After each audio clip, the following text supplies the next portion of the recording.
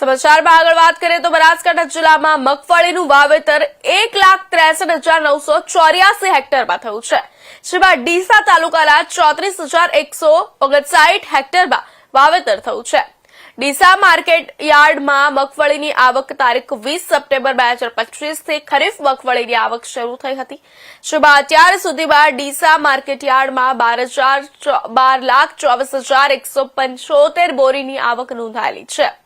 ભાવની દ્રષ્ટિએ નીચા ભાવ 700 થી માંડીને 1,580 સુધીના પડ્યા છે। સરેરાશ 1,150 ભાવ નોંધાયો છે। સરકાર દ્વારા ટેકાના ભાવે પણ ખરીદીના કેન્દ્રો ડીસા માર્કેટ યાર્ડમાં શરૂ કરાયા છે।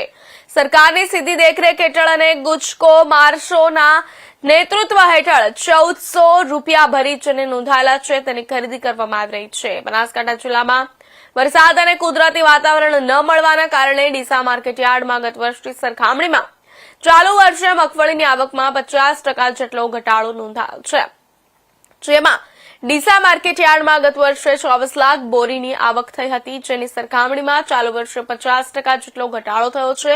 તેમજ ગુણવત્તામાં પણ ઘણી જાતની ખામીઓ આવેલી છે। વરસાદના કારણે તે માલ પણ બગડી ગયો છે, જેનાથી ખેડૂતોને ખરીફ પાકની અંદર પારાવાર નુકસાન વેઠવાનો વારો આવ્યો હોવાનું ડીસા માર્કેટ યાર્ડના સેક્રેટરીએ જણાવ્યું હતું।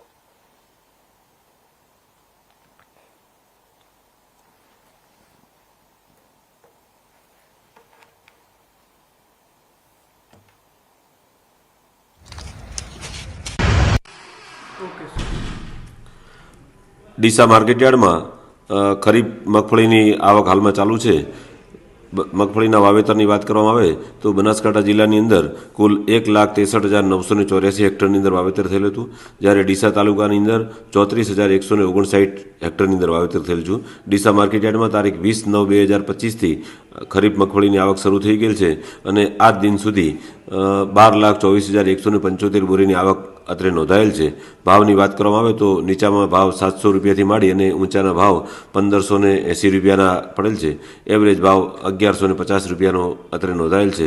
સરકારશ્રી દ્વારા ટેકાના ભાવે પણ ખરીદીના કેન્દ્રો ડીસા માર્કેટયાર્ડની અંદર સરકારશ્રીની સીધી દેખરેખ હેઠળ અને ગુજકો મહેસૂલના નેતૃત્વ હેઠળ અત્રે કાર્યરત છે અને જ્યાં 1,452ની અંદર ખેડૂતો પોતાનો નોંધાયેલો મગફળીનો જથ્થો ત્યાં ભરાવી રહેલ છે।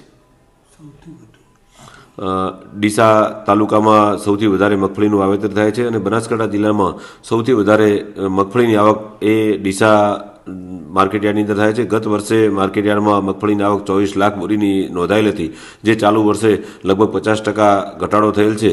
ચાલુ વર્ષે કમોસમી વરસાદ અને કુદરતી વાતાવરણ ન મળવાને કારણે મગફળીનો પાકમાં લગભગ 50%નો ઘટાડો નોંધાયેલ છે અને જે પાક ઉત્પન્ન થયો તે પણ માલની ગુણવત્તાની અંદર પણ કેટલીક ઘણી જાતની ખામીઓ આવેલ છે અને વરસાદના કારણે તે માલ પણ લગભગ બગડી ગયો છે, જેથી ખેડૂતોને પણ ચાલુ વર્ષે ખરીફ સિઝનની અંદર પારાવાર નુકસાન પણ થયેલ છે।